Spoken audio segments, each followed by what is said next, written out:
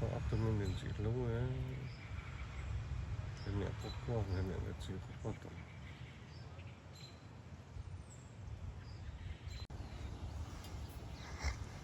nó cho các tôi xe của con nhỏ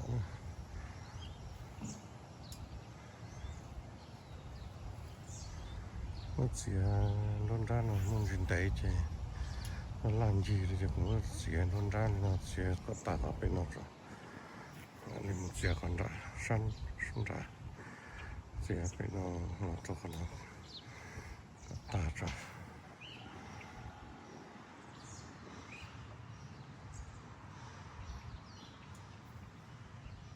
mà chơi cũng có xe ít cá nó lọt đồng được cũng nó cho bé xe cũng có toàn xe đi nó xe còn luôn ra nữa lọt trong nó lúc chặt xe nhỏ nó xe lọt lên nó còn lên đây thì là gì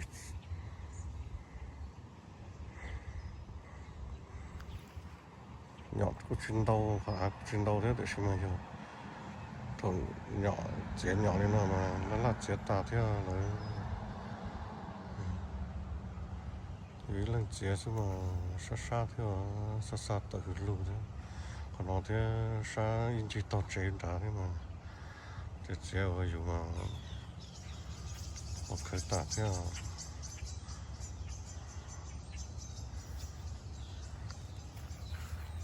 mình cho mình bắt cái này mai nó từ chỗ nó từ đó nó cũng có chế ta ăn nó ăn nó bên chúng ta nó sẽ để xem mà đó bên nó mình chỉ làm là thì nó nói như khoản là xấu là tên là gì nhọn để sẽ sai nè rồi còn nó thua tôi ra cá thay một cho bên nó rồi chia cả ta lên thì nó ý lần thứ thì thôi dù nó thay thì chúng mình chia thôi dù chia thì chúng mình thay được thế nó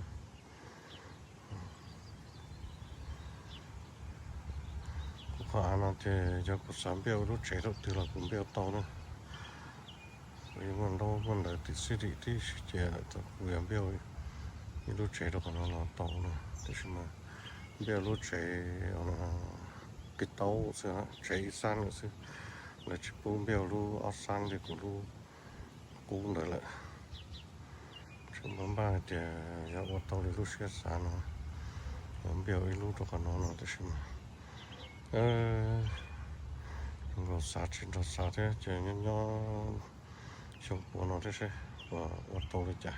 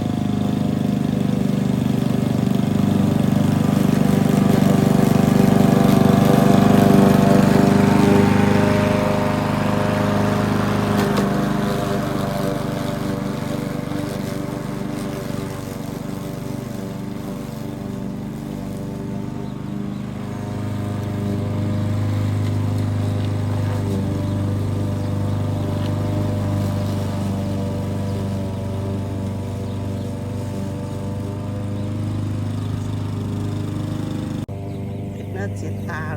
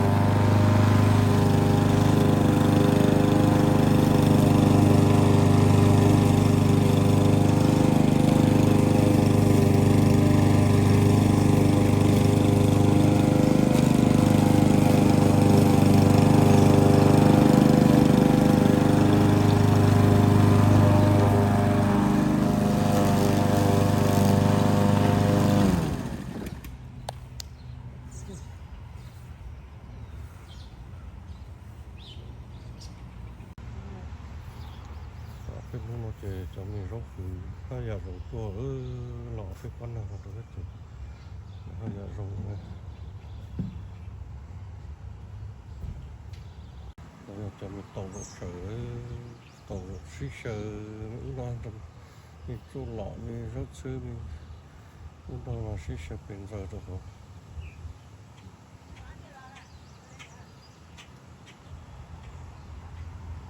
rớt từ vào giống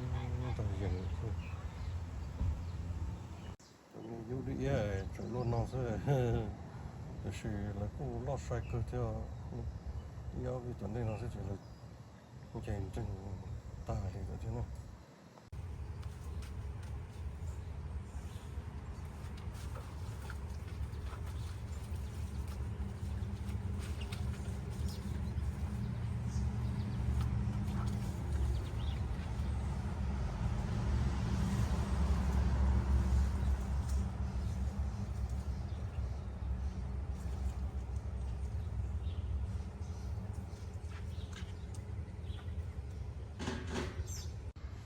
chỉ nó chơi chết tà luôn chết tà luôn này